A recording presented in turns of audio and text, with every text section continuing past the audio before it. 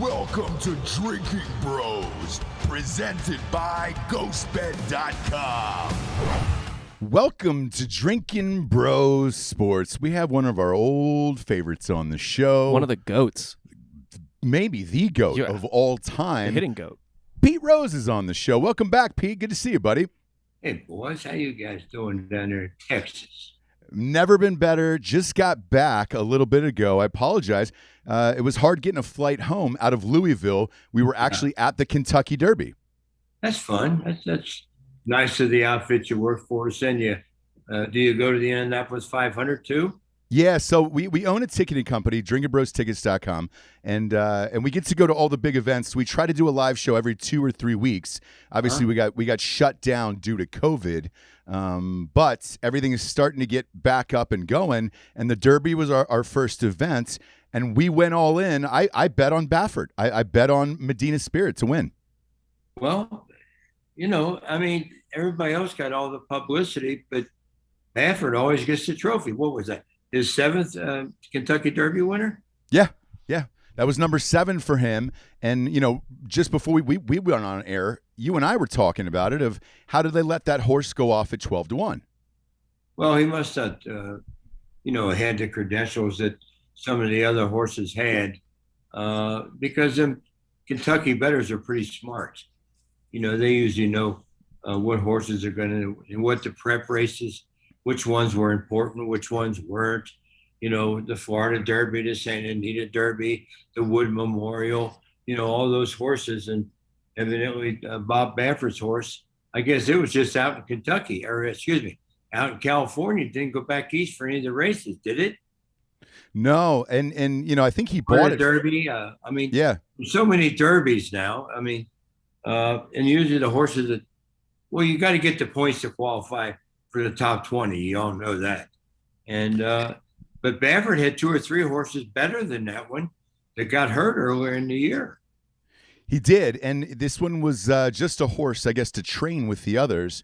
The ones that got hurt that you had mentioned were out, and so he eventually just let this one race and didn't really think anything about it. But because it was Bob Baffert, I put my money into it. Now, you've been on the show 3 or 4 times at this point.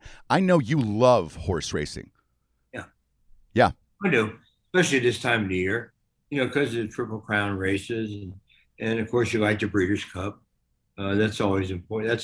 That's 2 days of seeing the best horses in the world run.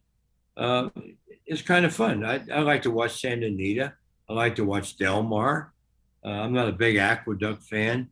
Gulfstream's not bad. Oaklawn's got a good meet. They got good purses down there at Oaklawn. But there's, and of course, Churchill Downs and my home track, Turfway Park, is redoing the grandstand now. Churchill Downs bought that, and they tore down the old stands, and they're building a beautiful place to race over there in Kentucky. Turfway is in Kentucky. Yeah. Are you still out in Vegas, or are you there in Kentucky? Yeah, I'm right here in Vegas, looking at Aria right there, and Mandalay Bay is right there. I live right across the street from Aria.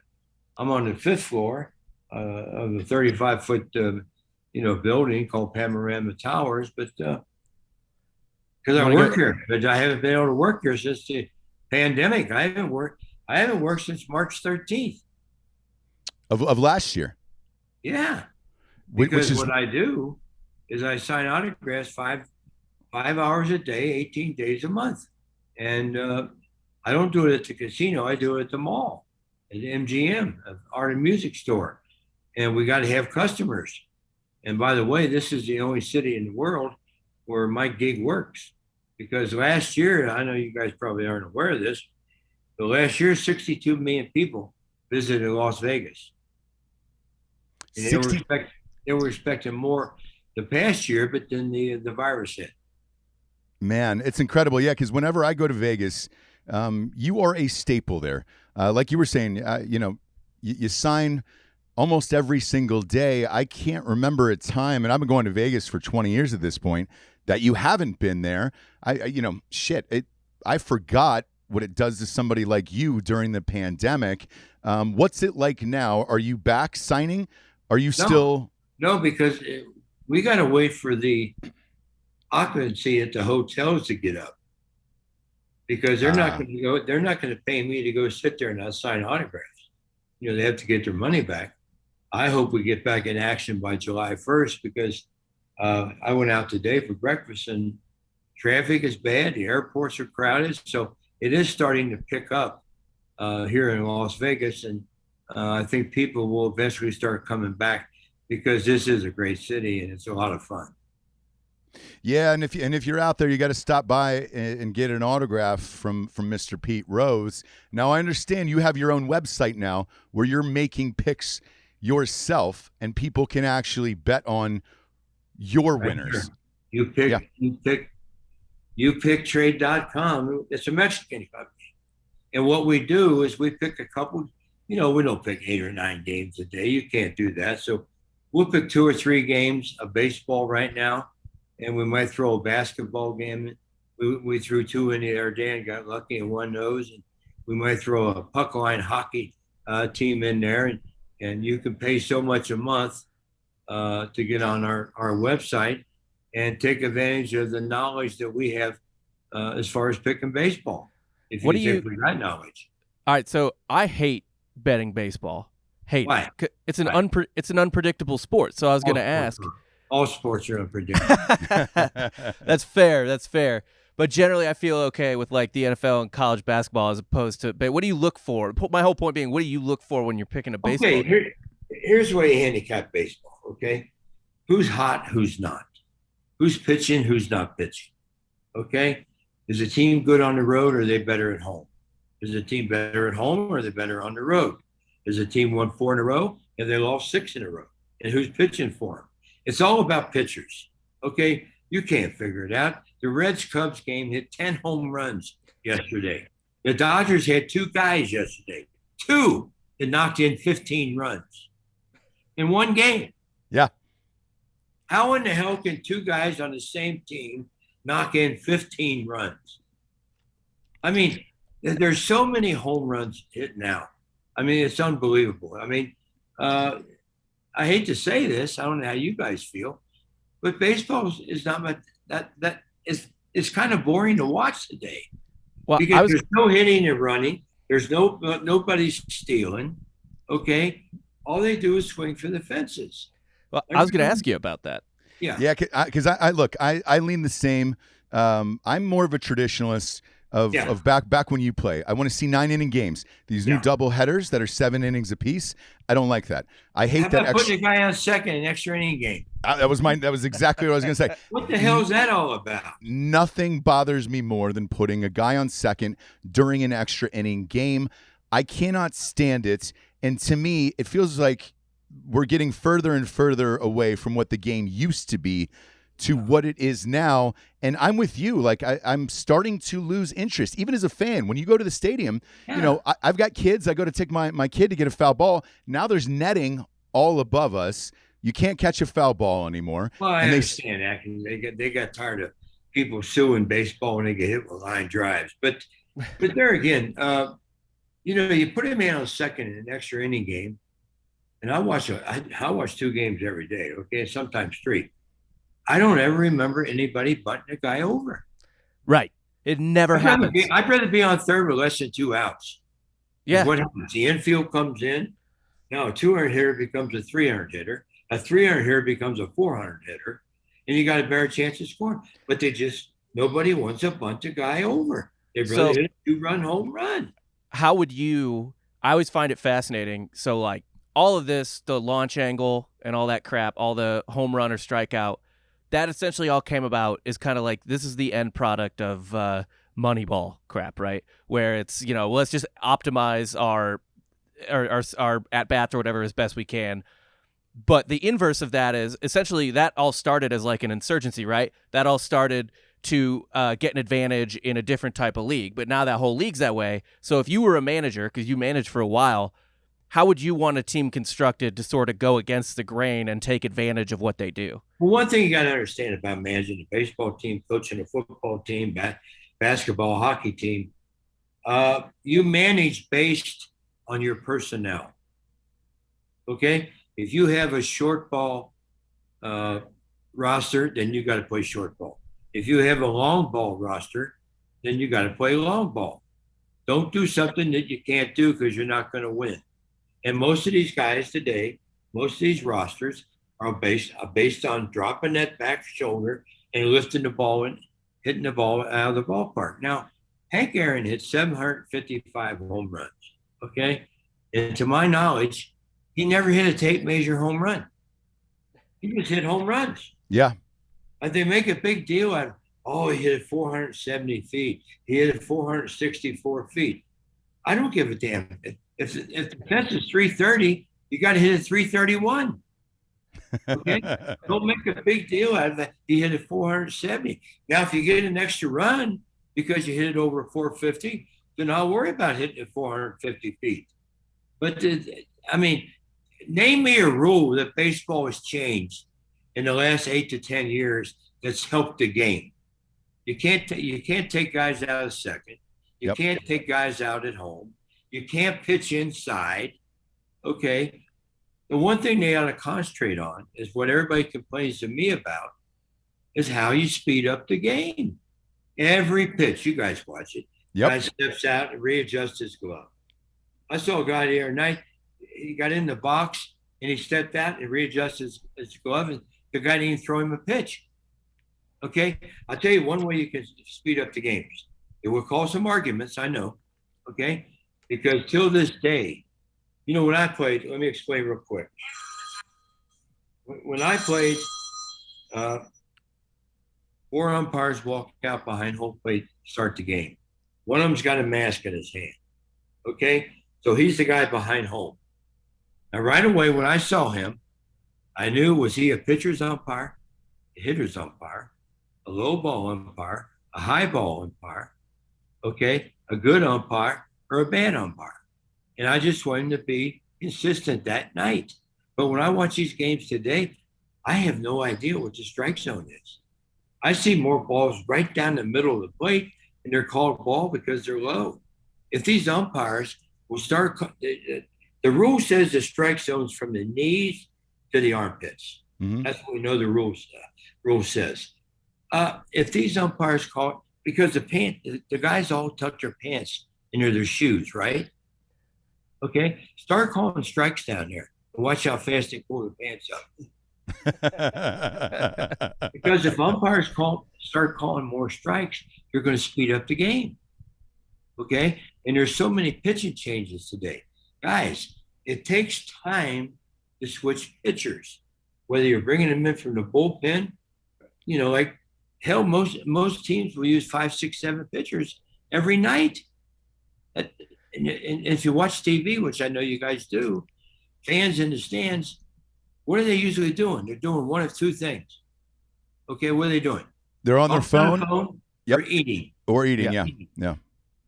And we had Brett Saberhagen on a couple weeks ago. Yeah. And Brett was like, man, I don't remember many games where I didn't pitch at least 7 innings in that game. Today, it is a whole different world. He goes, man, if I play today and can just go 5 innings, congratulations, you're a hero who's going to get, $250 million. Well, see, that's why. That's another reason why there's so many runs scored today, based on what you just said. Because starters won't go late in the ball game. And most teams, not all teams, there's a handful or so that got good middle relief pitching. And I do a survey on this, believe me. Most runs in baseball games today are scored in the 6th, 7th, and 8th innings. Because most guys got starters and everybody's got a closer. Okay? What are middle relief pitchers? Guys that aren't good enough to close, and they're not good enough to start, but they got to be on the rosters. And they give up a lot of runs. And the teams that will win are going to be teams that's got good middle relief pitching. You watch that survey. It's true. I'm telling you. I watch it every day. Sure, when Gary Cole pitches, he's going to go late in the ball game. Max Scherzer's going to go late in the ball game. DeGrom's going to go late in the ball game. But how many of those guys do we have in the world of baseball? Because there's so many teams today, okay? Who'd have thought Kansas City's got one of the best records? Yeah. Milwaukee. It's got one of the best records. The Dodgers, they won the World Series last year, and they added the best pitcher in the league, when they got the kid from Cincinnati, Trevor Bauer. So, they're a better team, but they're struggling right now because they're not scoring runs. So Okay. how did the Reds? Because I noticed this just doing extra research. I didn't know a ton about the Big Red Machine in terms of pitching. I knew about like Morgan and you and Griffey, all those great guys, Concepcion. But how'd you guys deal with it? Because the Big Red Machine's pitching was kind of unspectacular. Well, it wasn't unspectacular. What it was is they didn't get the publicity because of all the great players. If you got 3 or 4 Hall of Famers on his team, you're not going to talk about the pitchers. Right. Oh, I mean, look, Gary Nolan was a good pitcher. Jack Dillingham was a good pitcher. We had some good pitchers. I mean, you got to have some pitching to win games. We didn't win every game 9-8. Okay. Right. But I'll never say that the Big Red Machine was the best team of all times. But I'll tell you one thing: it was the most entertaining team of all time. We had RBI champions, batting champions, home run champions. We had Gold Glove catcher, Gold Glove shortstop, Gold Glove second base, Gold Glove center field. No other team had that ingredients. We had white stars, we had Latin stars, we had black stars. We had perennial all-stars like Griffey and Foster and Geronimo and Concepcion. Then you had Morgan, Bench, and Perez and myself. So we just had good personnel. And we didn't win every game 9-8. We won some games 2-1, 3-2. It's just the way it is. And I think that is also what's missing from the game is that there isn't enough big personalities like you guys back in the day playing in today's current sport. And I think that's what's hurting it as well, because the face of the game should be Mike Trout. He is not exciting. He does not want to do press or interviews, and he's reluctant to be the face of baseball. Well, ability-wise, he's one of the best, if not the best. But the thing I don't like about Mike Trout is it's not his fault. Okay, he don't ever seem to lead his team to the promised land. Most really good players will get their team to the next level. You understand what I'm saying? Mm-hmm. And he's got good teammates. He's got Pujols. He's got Upton. He's got Rendon. He's got some good players on that team. But they just don't ever get over the hump. Mookie Betts, he's another good player. But he's hitting about 250 this year, making $400 million. He'll get hot. He's a real good player. But there again, Mazes and Aarons and people like that, they got their teams to the World Series periodically. And Mike Trout just can't get them over the hump. It's not his fault. He has the best stats every year. But there again, you get guys that all of a sudden they start playing for stats. Let me tell you something, guys. What do I have? 26, 28 major league records, something like that. What my best record I have is I played in 1,972 winning games. That's 250 more than the guy that's second, and that's Carl Yastrzemski. Because I helped my team win, not only in Cincinnati, but when I went to Philadelphia, we won a World Series.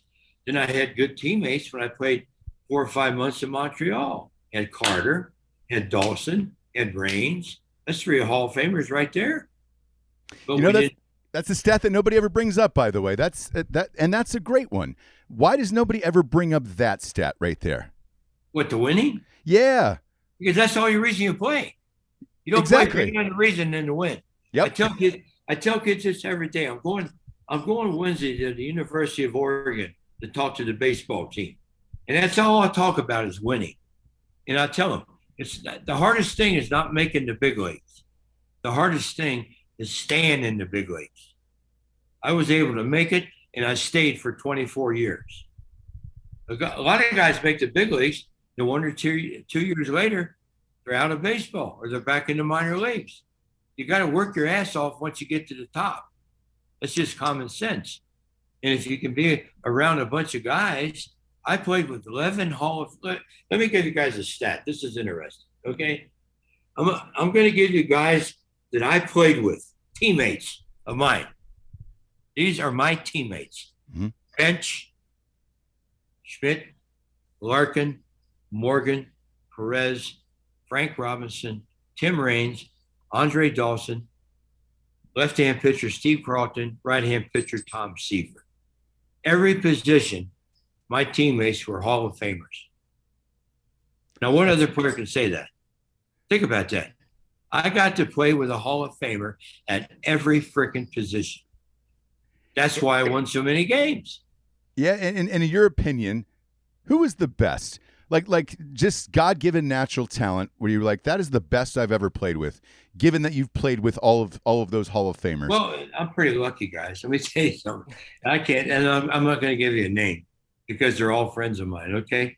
I'm going to tell you, I played with the greatest catcher ever benched. I played with the greatest third baseman ever, Mike Schmidt, and I played with the greatest second baseman ever, Joe Morgan.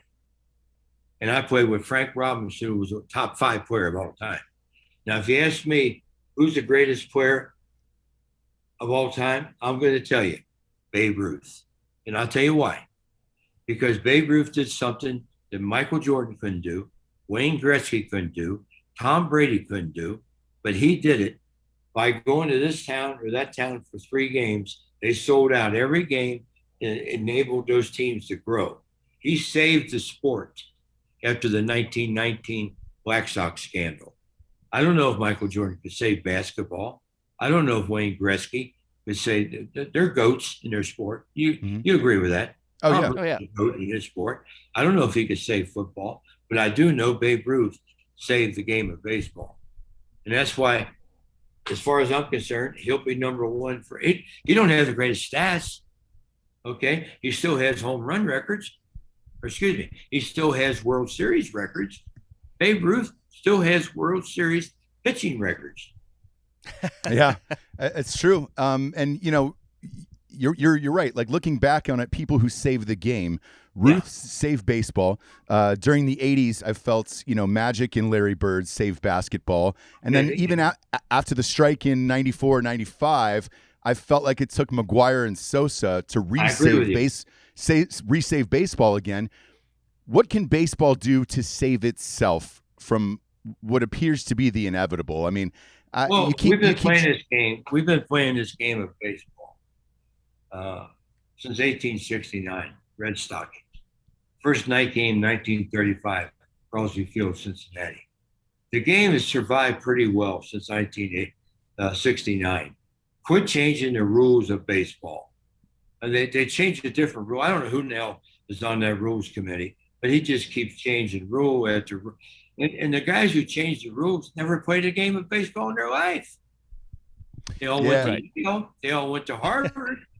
They got great, they got great credentials as far as going to college, but they don't use any common sense in the game of baseball. I mean, I got a little grandson, 5, plays t-ball. These kids on t-ball are starting to drop their back shoulder trying to hit the ball in the air. Okay? And I got a son in high school in Cincinnati that plays baseball. They're doing the same thing. The lords of baseball are ruining the game. I hate to say that because I'm the biggest baseball fan there is. But they're just taking all the fun out of the game of baseball. You guys see it. You know. Agreed. Yeah. I watch it every day, and I'm curious. As such a baseball fan, and then obviously the Hall of Fame thing, which we've talked about ad nauseum with you on this show. Are you friendly with Manfred? And does he ever reach out and say, "Hey, what do you think we could do to improve this?" No. Art Giamatti did. Art Giamatti, who suspended me. I went to his room a couple of times on the road, and he asked me advice about the game of baseball. Manfred's a good guy. Okay, I'm not against Rob Manfred, but someone's working for him that keeps changing these rules. I couldn't play today if I couldn't break up a double play, or if a catcher's blocking a plate, I couldn't knock him over. I'm trying to be safe. I'm not trying to hurt anybody. You got to play within the rules. To be fair, I think you'd kill a lot of shifts. Oh, they wouldn't shift on me. I Right. got 5,000 hits. Yeah. They knew who to shift on. I mean, See, you can't win a bat championship if they shift on you. If you don't go the other way, you just can't do it. Abner Doubleday, when he invented baseball, the reason he's got a left fielder, a center fielder, and a right fielder, he wants you to use the whole field. He don't want you to use just one part, whether it's left field or whether it's right field. I'd be embarrassed if they shift on me. I would burn them. I would burn him. So would Morgan. So would Tony Perez. You know.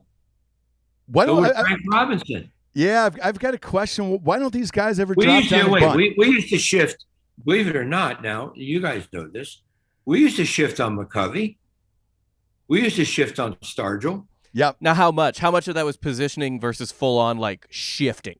You know what I mean? Because those guys never seem to hit a ball to left field. Right. And that's the only two guys I can really remember shifting on. You might shift on Dave Kingman. He was a home run hitter. He never hit the ball to right field. You know, a lot of those guys, remember when you were a kid, you used to play and you didn't have enough guys, you made right field and out? Oh, yeah. Yeah. You hit the right field, you're out. Okay, I never played in that league because I always hit the ball in the right field or the left field, the opposite way. That's why I got so many hits. I used the whole field. You can't use half the field. You can't use a third of the field. It's not going to work.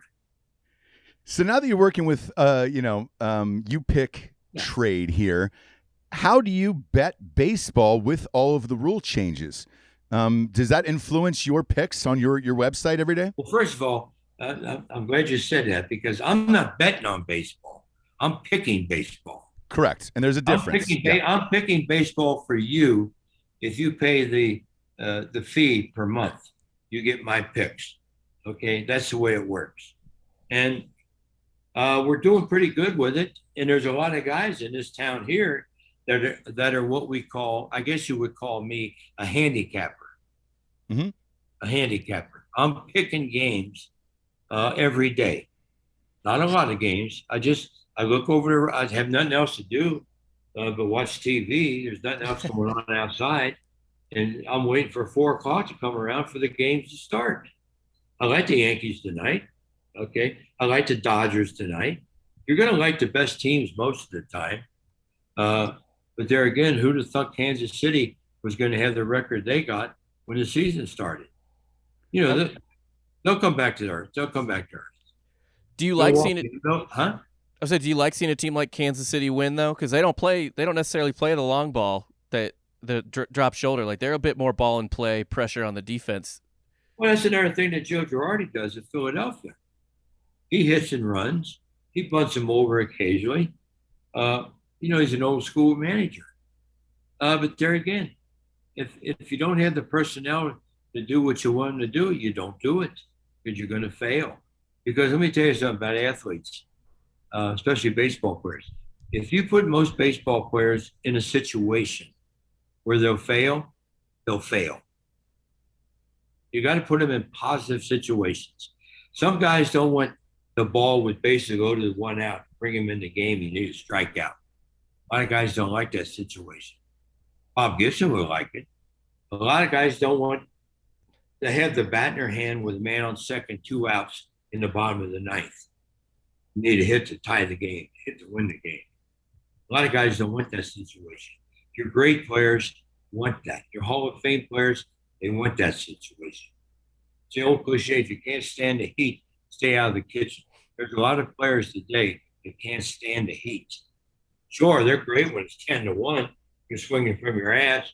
You hit a home run, you 10-2, and you're laughing going around the bases, and you're laughing. I watched baseball games last week, guys. I swear to God, I couldn't believe it. I watched 3 different games when guys playing the damn game didn't know how many freaking outs there were. We're running off the field with 2 outs. I said, what the hell is going on? You don't know how many. How can you play the game? You don't know how many outs there are. Yeah, it seems like there isn't that pride like there used to be. Let me ask you, you see a guy like Tatis get a deal for $350 million. How much do you think you would be worth today in today's game if you were playing? Well, I'd be making probably as much as you guys combined. I don't know. I'd be making $35 million a year. That's Yeah. fine. That's my mom and dad's fault. You know, Right. because let me tell you something, guys. I was so lucky to be able to play against Stan Musial, Mays, Aaron, Clemente, play with Seaver, Carlton, Frank Robinson. I mean, that era of players was really good.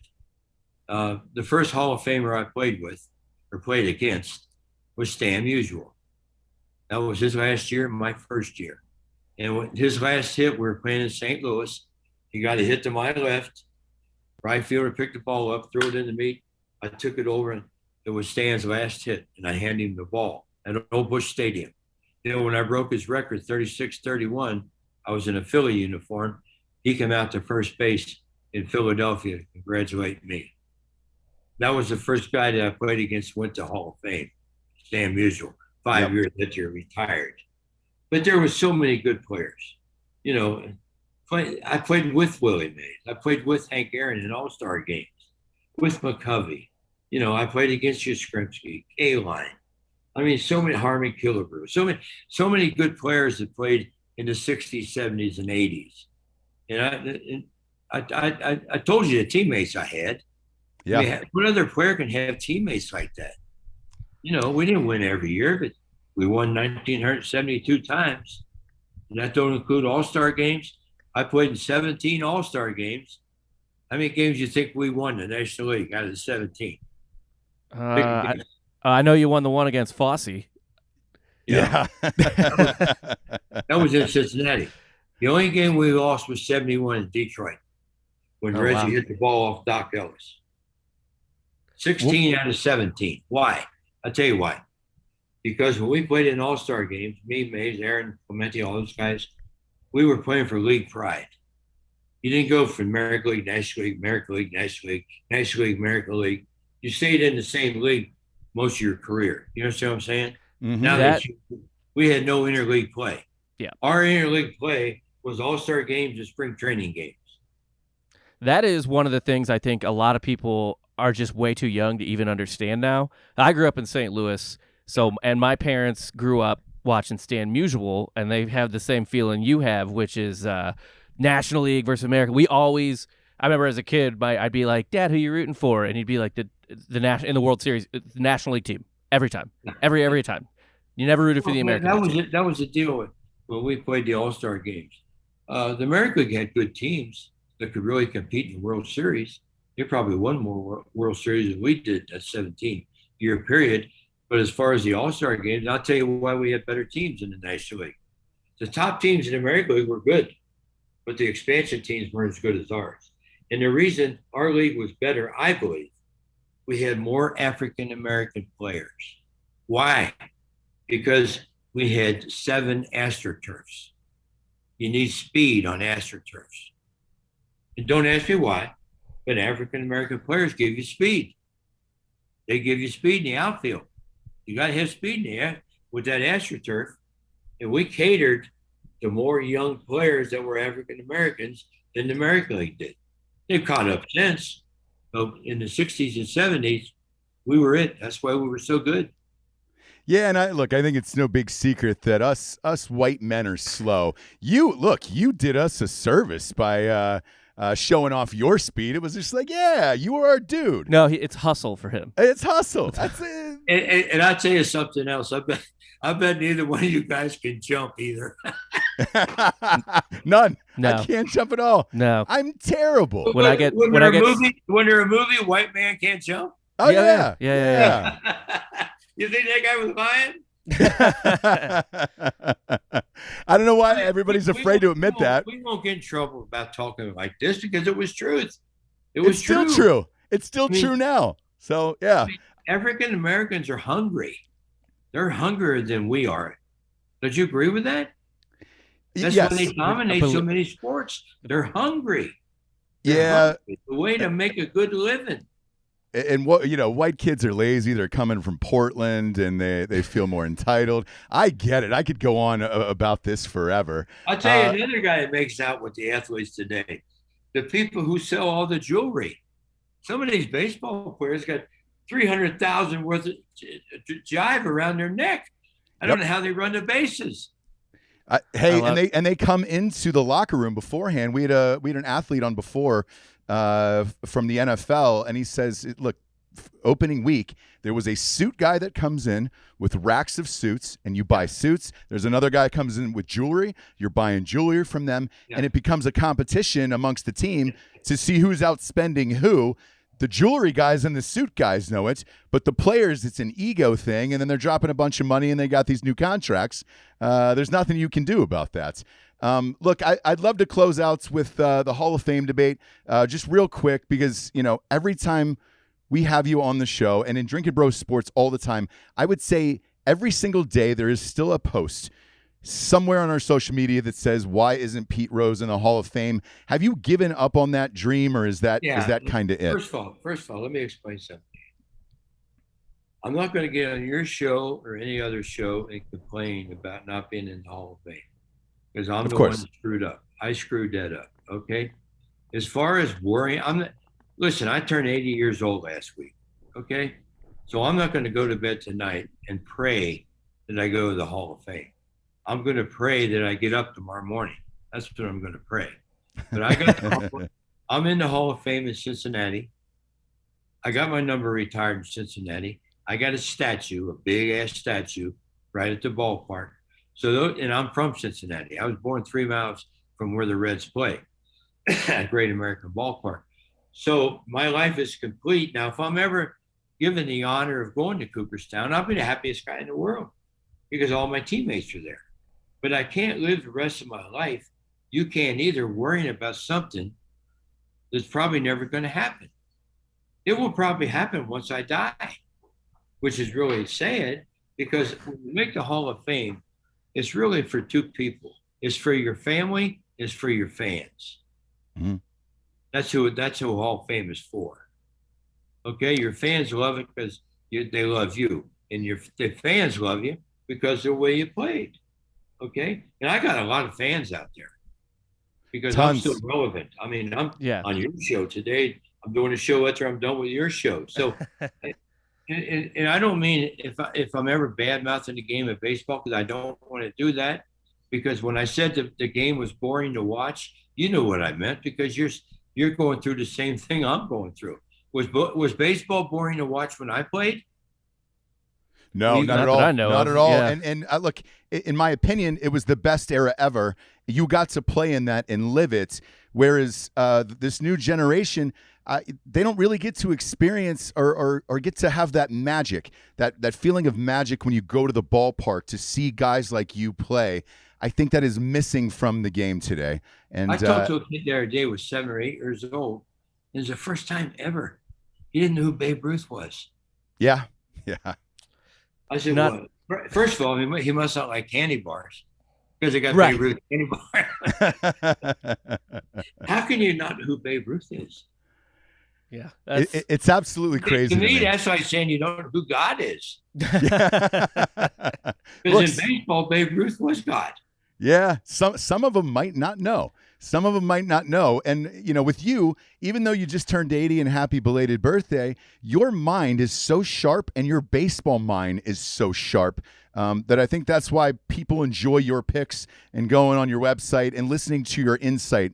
I know you have another interview after ours, but we appreciate the time today. Your baseball mind and your insight into the game is still one of the very best there is. And I'm surprised you don't host like Fox or you don't call the games because I can't stand Joe Buck and guys like that. Like I cannot stand it. I'd love to have you there. I like Joe. I worked with him at Fox. His dad was a great guy too. Jack Buck, he was great with the Cardinals. Yeah, I mean, I have no qualms about the announcers today. Especially guys who played the game. Like, do you enjoy A-Rod on Sunday? No, I'm not as into him as I used to be. I like him better in studio than I do in the booth. I'll say that. And I was not a fan of Jessica Mendoza, and she is gone as well. I played with Jessica could go get him in left field. She could, man. She was on the Olympic team, played left field. Oh yeah, She could run those fly balls down. I played with her a couple times. Jesse's cool. Alex and Frank are great to work with. I mean, Alex has to be so proper Everything's got to be so proper. We'll do an 8-minute show. Alex, I have a stack of notes that big. I said, Alex, he's going to ask you one question. One day we were on the set, and I took his notes and I stole them from him. He panicked. He almost died because I took his notes. I mean, here's a guy that signed two $250 million contracts, right? Two Yep. 250s, and got to sleep with J-Lo. How lucky is he? Yeah. Did he screw that up or what? Yeah, to me, his bedroom stats were more interesting than his baseball stats. Unbelievable. Yeah, you got to throw Madonna in that mix as well, where you're like, all right, you know. He's a great guy. He called me last. I love A-Rod. I mean, he's. I remember one time when I was talking to him and Frank about getting out of a slump, up, back away from the plate, closer to the plate, lighter bat, heavier bat. They didn't know what the hell I was talking about. And it's common sense. How to get out of a slump, you got to look at what you're doing wrong. Then you make the adjustments. Hitting is all adjusting. And they said, man, it's like going to church. Listen to you talk about baseball. I said, keep telling your friends that, buddy. You guys are great. Have a great day. Anytime you need me, give me a call. I appreciate it. And then give your website a shout out one more time, and then let the audience know. Do you pick everything besides baseball? Are you picking the Canelo fight this weekend? No. Okay. We pick fights. We don't pick fights, do we? Fights. Boxing matches. No, I don't think we do that. But if I was, I'd bet Canelo. He's tough. He got a $300 million contract too. Indeed, he did. And hey, we will be at that fight live on Saturday nights. Where is that? Where's that with fight Chuck at? Liddell. It's at Dallas Cowboys Stadium, and they're going to have 60,000 fans there in attendance. Wow. Well, 58,000 of them would be Mexican. Oh yeah, look, he's there. He is the Mexican hero down there. Yeah, they love Canelo down there. No question about it. He could run for president in Mexico and easily win. Go to youpicktrade.com today. Get Pete's picks, best baseball mind in the biz, and one of the best guests of all time. We love you every time you're on the show. Thanks for joining us today, Pete. All right, man. Have a good day, guys. All right, take care. All right. Take care. How great is he? The best. The best. The GOAT. The best. You kidding me? The best of all time. Best interview of all time. That Hall guy of is. Famer. Every single time. There's guests. Look, I've done 2,000 episodes at this point. There's guests that are just, they deliver every single time. Yeah. He is one of those guys who does not miss every single time that he is on air. It's amazing. It's a perfect combination of candid, smart, and hilarious. Yeah, and Like, if say anything. if I'm that sharp at 80 years old, Oh God, yeah. congratulations. But I don't even think I'll make it to be 80 years old. I'm definitely not that sharp at 35. So, that's, Yeah. like, I mean, you and I are borderline idiots at this point. yeah. I don't remember any. Like, I have more dementia than Pete Rose does already. Yeah. Dude, he's always with it and on it. That guy. Now his picks. I don't want to hammer him. Yeah. When he was on the show, I didn't want to do it, Bob. So I thought I would wait until afterwards, and then hammer him on the picks. Right. But the last two shows he was on when I went up against him, who do you think won those? I'm gonna go with Rostradamus. Yeah. Probably. Yeah, the knocked big it out. guy. What were you picking? The big guy. You know, he took the Braves actually. Oh, so it was baseball though. Yeah, it was baseball. Okay. He took the Braves, and then he told me, he goes, look, fair warning, sometimes I go with some of my favorites versus, He told you that? Yeah, I bet's a little heart. Yeah. And I said, look, I love the Braves. I'm a Braves fan, obviously. However, we choke a lot, and I don't think we're going to win the World Series. I believe the year that I bet against him was on air was the Red Sox versus Dodgers. I called 18, right? Yep. 20. I called Red Sox versus Dodgers, and then I had the Red Sox winning that. Okay. Well, we were playing the Dodgers in the first round that year. The Dodgers were that was one of those you're just fucked and you just hope you steal a game Yeah. kind of series. There's no way if you had been like, hey, you got some money to put on the Braves, like I'm not fucking doing that. No. In 20, I would have done it in 19 against the Cardinals, which makes me want to blow my brains out. And I would not have done it last year against the Dodgers, but up 3-1. That's just like That's not a kick in your wallet's dick. That's just a kick in your baseball soul's dick. Sure. Type of thing. Sure. Let me ask you this, because I know you're a huge Cardinals fan. Kidding. I grew up in St. Louis. I know way you too much did. about them. Why aren't you? TBS. So, Really? well, that's the easy answer is that I grew. So, what St. Louis is a big baseball town, and when I was like a little kid, like 5 years old, my grandpa would do like a dumb like little kid thing with the grandkids where everyone got like a quarter on a team. Like you drew a team out of a hat, and everyone put a quarter in the pot. Whoever won got $1, which is big fucking deal to a child in 1992. Sure. Right. And then I drew the Braves that year. That happened to be the year Sid slid. We have Sid Bream on the show later. Yep. Couple weeks or Cannot something like wait. that. Yeah. So that was the Sid Bream year. And we didn't even have fucking cable. We didn't have fucking cable yet. So, and my parents were just big baseball fans anyway. So I remember as a 6-year-old sitting there in the living room or whatever, watching with my parents, and they all went, and none of them are Braves fans, let alone or Pirates fans, and they all went bananas, insane. Like people don't go this crazy as casual fans at baseball anymore. They just went insane. And I was like a 6-year-old. That was probably literally the first cool sports moment I witnessed. So I kind of fell in love with the Braves.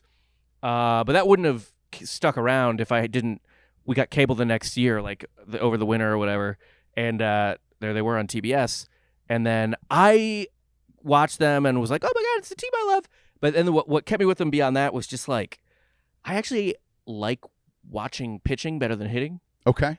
and that was kind of pitching porn. That was Maddox, Glavine, Smoltz. Sure. And also, it was just I've said this to Holloway before.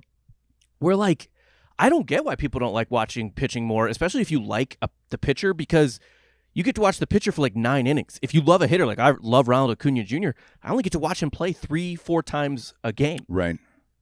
Unless they're making spectacular plays In the field. Right. in the field where you're like, holy shit, this guy's the greatest. But I was curious because St. Louis is obviously, in my opinion, I think it's the most knowledgeable baseball town in the U.S. They go. St. Louis likes baseball the way like the South likes football. Right. It's even in the off season, that's all that matters. Yep. All that type of shit. And I'm surprised with you growing up there that you just weren't automatically a Cardinals fan, because they've had great teams over the years. Yeah. And you feel like once every 5 years the Cardinals are going to win the World Series, no matter what. Pretty fucking much. I'm also just like an asshole. Yeah. And like part of me just was like, I sometimes I get too uncomfortable when everyone in the room agrees with each other, and I was just like, fuck this, fuck the Cardinals. Yeah. I was like, I'm rooting for the Braves. Fuck you. I mean, so a lot of it was just me being a fucking shithead too. I can't. It's not all like a noble, cute story. Like part that did attract me as well. It was me getting to like be like devil's advocate or what, just annoying. Like I was just disagreeing for the sake of disagreeing. Yeah, I mean, look, me personally, I just wanted to know that answer, because Cardinals fans, especially if you grew up in St. Louis, like they're lifers of like it's Cardinals or nothing, and I didn't get it. The TBS thing I've heard a lot. Now I'm from Atlanta, and with the Braves, they were always local, and then TBS. So my parents were divorced, and my dad had custody of me in the summers. No matter where he lived, I got to see them on TBS every day. Same with the Cubs. The Cubs were always on WGN, but I was, obviously from Atlanta, so I was a Braves fan. We were shitty as a kid, and then got great in the 90s. Yeah. You grew up watching in the Dale Murphy years. Yeah, right? and like he was fun, and like the team was fun just because it was weird. Like Bob Horner and Glenn Hubbard and those guys. Like, Ted Turner would manage a random game.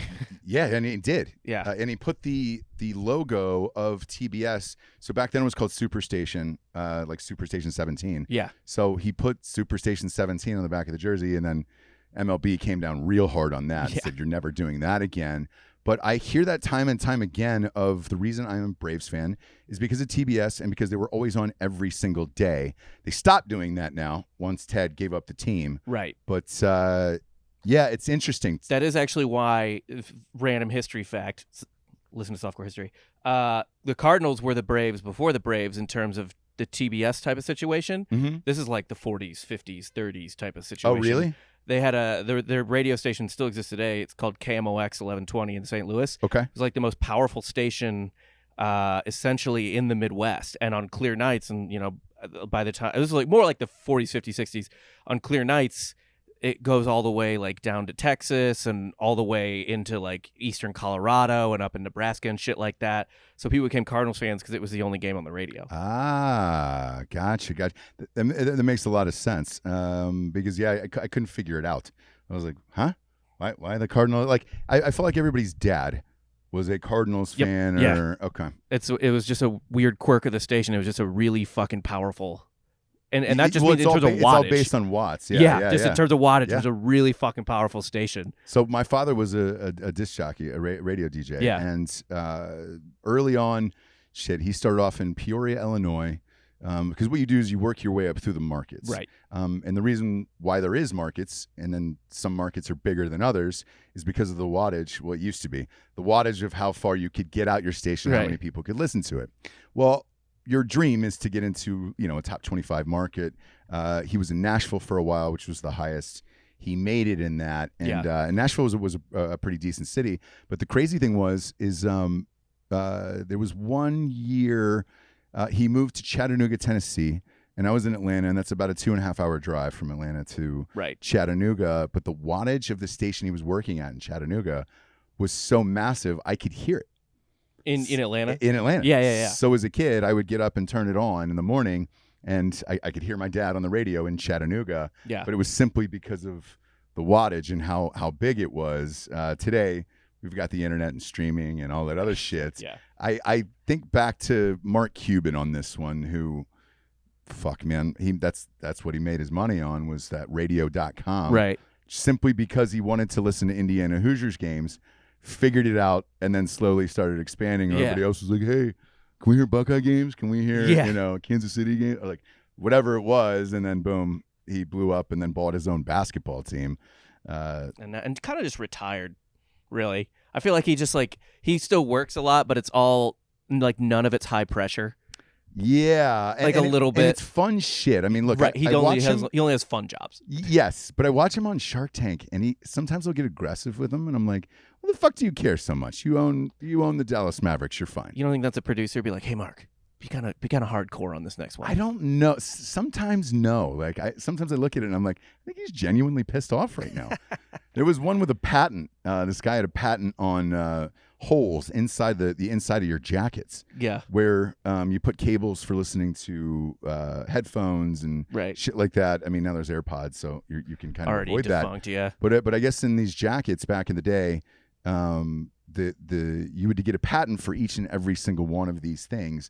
He starts yelling at this guy, "You're a fucking patent troll. I hate patent trolls. It's the dumbest shit of all time." Because I think he wanted to put it in some of the merch at the Right. Maverick Stadium. He Right. couldn't, because you had to pay this fucking guy $1 just for inventing the hole in your goddamn jacket. Ugh. Shit like that, where I'm like, why do you care so much? Actually, that one I believe. I agree with you, where he was just like genuinely furious. at this- Angry about it. Yeah. And was like, Yeah. I got a soapbox. I'm going to use it right now. We're going through it right now with we applied for the trademark for the seltzer, and goddamn, dude, sitting with these trademark lawyers, you go into it and you're like, you learn how many different variations are of your name and the things that you're using it with and everything else.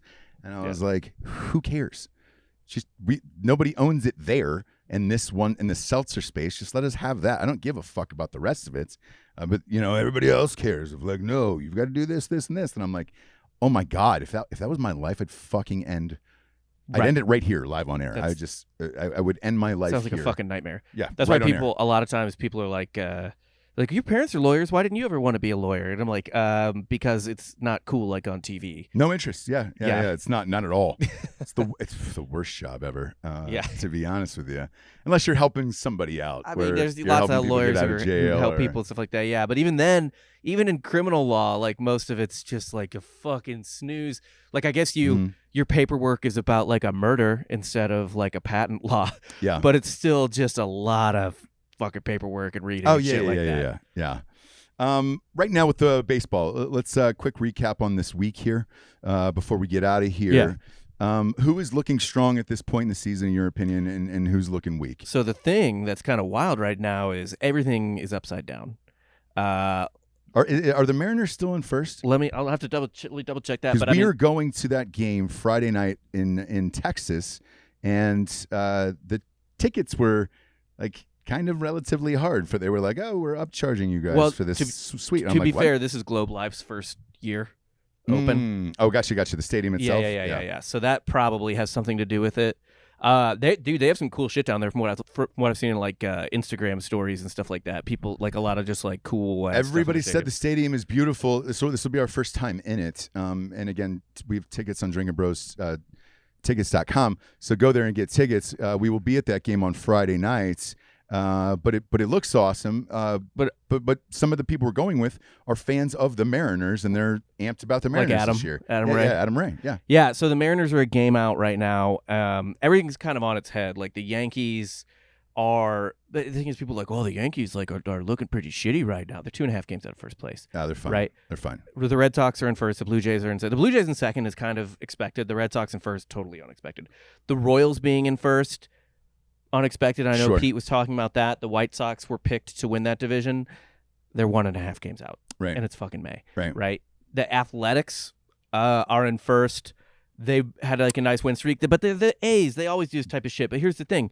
The Rangers are in last place in that division. Yeah. They're 4 games out of first place. 4 games out. The National League East, that's the kind of weird one right now where it's like, fuck, like the Braves are 4 games under 500. The first place team is 500. The Braves are 2 games out of first place. They're in 4th place. And I think that's the biggest surprise for me is I thought the National League East would be so dominant that every team would have a winning record. But I think the thing to think about is if you're playing one another, just beating the shit out of each other with these decent teams. Right. Braves still need a bullpen, in my opinion, it's getting stupid. They're fucked. But they're beating the shit out of one another. So they might end up having the worst record back and forth simply because you have to play each other so much, and they're so good. Bryce Harper continues to be on a tear. Tatis continues to be on a tear right now. But how about the Cardinals? Who's Cubs and Cardinals? Where are we at? Actually, in the that Brewers division? are in first right now. The Cardinals are in second. They're 1 game out. Mhm. I mean, like the Cubs are in last. They're 5 games out. Now the Cubs suck.